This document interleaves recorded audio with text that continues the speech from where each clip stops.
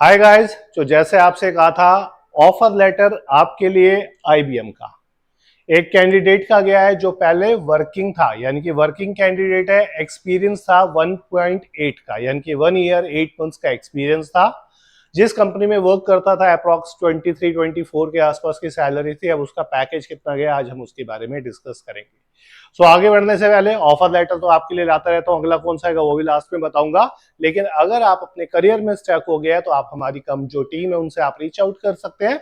वो आपको एक करेक्ट जो है अपना करियर पाथ बताएगी, किस तरीके से आपको चीजों को रूट होना चाहिए और रूट करना चाहिए।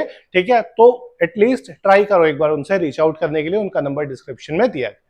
सो स्टार्ट करते हैं आज का सेशन।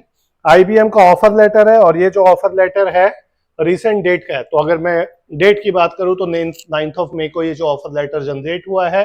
कैंडिडेट है अपना, ठीक है, और जो इनका एड्रेस है बेंगलोर लोकेशन पे इन्होंने सारी चीजें कर रखी है। जिस कंपनी में ये पहले था, जिसकी मैं बात कर रहा था, अभी ये एनालिस्ट रोल पे था। देखो दिक्कत पता है कहाँ पे होती है? दिक्कत यहाँ पे होती है जो वर्किंग कैंडिडेट होते हैं, जो बेशक वो डोमेस्टिक कंपनी में हो या एमएनसी में वर्क कर रहे हैं। सो होता क्या, उन्हें ये लगता है यार हमें चीजें आती हैं, लेकिन एक्चुअली जब वो इंटरव्यू में जाके एक आध बार अपना रिजेक्शन करवाते हैं, अपनी इंसल्ट करवाते हैं, तब उन्हें पता चलता नहीं यार, जब आप प्रैक्टिकली कुछ कर रहे होते हो ना, आपका जो एरिया ऑफ डोमेन होता है बहुत ही लिमिटेड होता है। लेकिन जब आप इंटरव्यू देने जाते हो फिर आप कहते हो अरे यार ये भी पूछ लिया इसने। सो उसी चीज का सॉल्यूशन है हमारा प्लेटफॉर्म। तो जब आप इस प्लेटफॉर्म में रीच आउट करोगे, टीम से बात करोगे, वो आपको एंड टू एंड हेल्प करेगी। आप कहीं भी चले जाना, गारंटी दे रहा हूं। आप FICO जो है ना, FI के अंदर अगर आप जाओगे, इनवाइस प्रोसेसिंग में सिर्फ सर्विस की इनवाइस होगी। यहाँ P2P पूरी साइकिल होगी जो आप प्रैक्टिकल सीखोगे। O2C एंड टू एंड सीखोगे, R2R एंड टू एंड सीखोगे, MIS आप सीखोगे, तो सारी चीजें आप सीखोगे। ठीक है, सो ये जो जा रहा है प्रोसेस एनालिस्ट जा रहा है, फिनेंस डिपार्टमेंट में जा रहा है, IBM कंपनी है, लोकेशन इज गुड़गांव। इसके अलावा इन्होंने यहाँ पे जो है बाकी डिटेल्स जो है दे रखी है, जैसे इनकी टर्म्स एंड कंडीशंस होती है, probation period which is 6 months, notice period, ये सारी चीजें इन्होंने वही सारा कुछ यहाँ पे बता रखा है।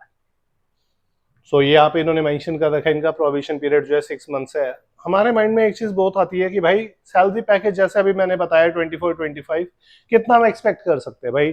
20%, 30%, 40% कुछ तो हाइक होगा ना।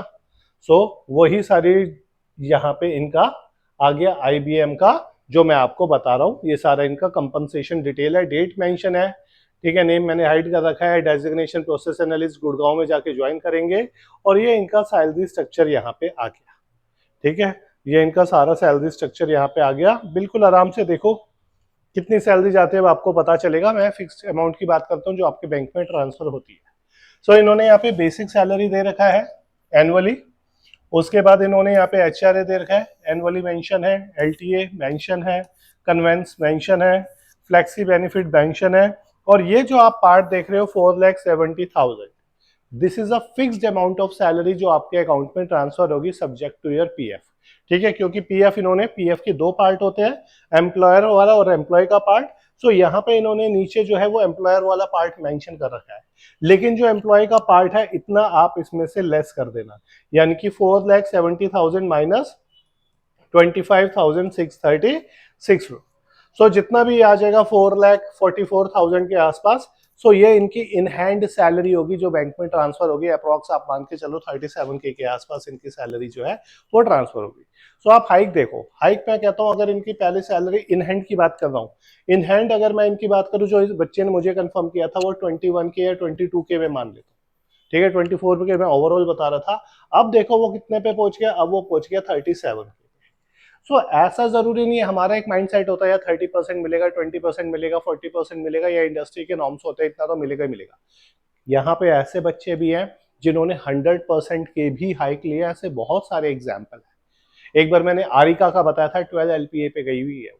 ठीक है, वैभव जंप जो है वो 9 LPA पे गया हुआ है। तो ऐसे लिस्ट ऑफ स्टूडेंट्स है जिन्होंने अच्छे अच्छे पैकेजेस ग्रैब करे हैं। सो ये मैं इसलिए बता रहा हूँ, अगर आप वर्किंग हो तो आपके लिए बहुत ज्यादा अपॉर्चुनिटीज यहाँ पर अवेलेबल है। इसके अलावा इन्होंने PF वाला पार्ट और ग्रेचुटी वाला पार्ट अलग कर रखा है। अगर मैं इनको भी टोटल कर दूं तो 5.5 इनका जो है ओवरऑल CTC है। लेकिन आपको पता है अभी तक आप लोगों इंसेंटिव सुनते थे सिर्फ सेल्स में, यहाँ पे अकाउंटिंग में भी एमएनसीज जो है वो इंसेंटिव देती है जो आपके परफॉर्मेंस बेस्ड होते हैं, तो वो इन्होंने यहाँ पे मेंशन कर रखा है 27,600। सो अगर मैं इनका एनुअल सीटीसी देखूं, यानी कि कॉस्ट टू कंपनी, जिसमें फिक्स्ड अमाउंट और वेरिएबल अमाउंट सब कुछ मैं इसमें ऐड कर लूं, सो ये देखो आप 5.5 में आप 27,600 जो है, जो इन्होंने वेरिएबल पार्ट दे रखा है, जो इन्होंने यहाँ पे नीचे मेंशन नहीं कर रखा, देखो इन्होंने क्या लिखा हुआ है, annual reference salary plus retires, इन सबको अगर आप मिला दोगे तो उसका आपका जो है टोटल सीटीसी आ जाएगा विच इज अप्रॉक्स लाइक 5.32, यानी कि 5,32,000 के हिसाब से आपका जो है सीटीसी बना। ये उस बच्चे का सीटीसी बना है जिसको एक्सपीरियंस कितना था, 1.8 ईयर्स का। सैलरी कितनी थी उसकी, सैलरी थी इन हैंड 21K, जा कितने रही है तो 37K। ठीक है, सो वो स्विच कर रहा है अपने प्रोफाइल को, क्यों, क्योंकि उसके पास अब स्किल्स है।